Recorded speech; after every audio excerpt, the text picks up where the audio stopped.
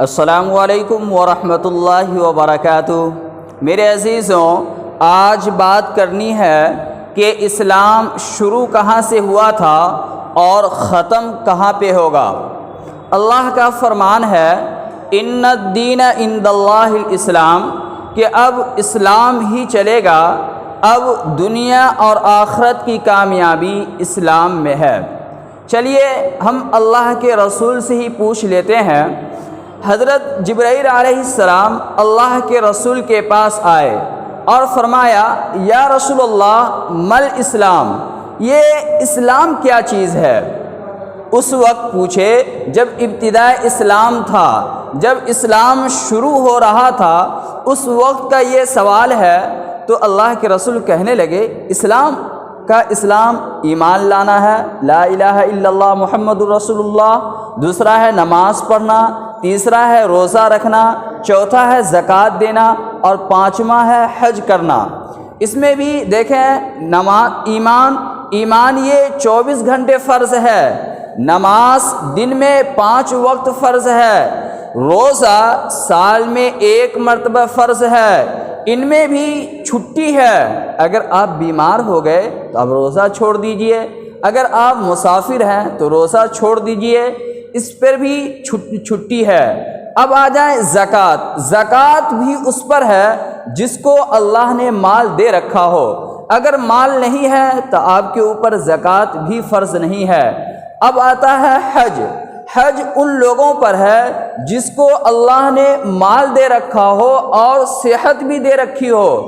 مثال لے لیں، اگر آپ کے پاس بہت سارے پیسے ہیں، بہت سارے مال ہیں، لیکن آپ کی صحت نہیں ہے تو آپ پر کوئی حج فرض نہیں۔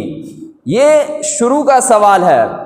اب انتہائی زمانے میں آپ صلی اللہ علیہ وسلم سے کسی شخص نے پوچھا اللہ کے رسول اسلام کیا ہے؟ اس وقت کا جواب سنیں، زمانہ بدلنے سے جواب بدل جاتا ہے۔ اللہ کے رسول سے انتہائی زمانے میں پوچھا گیا تو اللہ کے رسول نے کہا اسلام ہے ایک دوسرے کو کھانا کھلانا، اسلام ہے میٹھی بول بولنا۔ اب یہ بات سمجھ میں آتی ہے کہ مان لیں اگر کوئی غریب ہے تو وہ کھانا کیسے کھلائے؟ تو اللہ کے بندے، اللہ نے زبان تو دے رکھی ہے، اپنی زبان سے میٹھا بول بول کر ایک دوسرے کا دل خوش کریں۔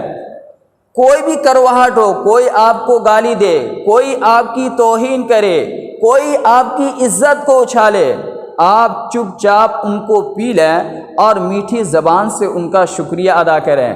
کیوں یہ میں بات اس لیے بتا رہا ہوں کہ آج ہم عبادت تو خوب کرتے ہیں، آج ہمارے معاشرے میں عبادت غالب ہے، لیکن جب اخلاق پہ بات آتی ہے تو ہمارے اخلاق مغلوب ہیں۔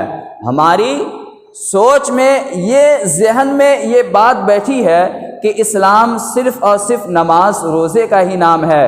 نہیں میرے عزیزوں، کامل اسلام جو ہے یہ اخلاق سے پورا ہوتا ہے۔ اگر آپ دیکھیں تو حدیث پاک میں ان 5 رکن کو ستون کہا گیا ہے، اور جب ستون ہو، جب اس کی چھت نہ ڈلے وہ ستون کسی کام کا نہیں، اور ان کا ستون جو ہے وہ 5 چیزیں ہیں اور ان کی چھت اخلاق ہے۔ تو دعا کریں اللہ تعالی ہم سبوں کو عمل کرنے کی توفیق عطا فرمائے۔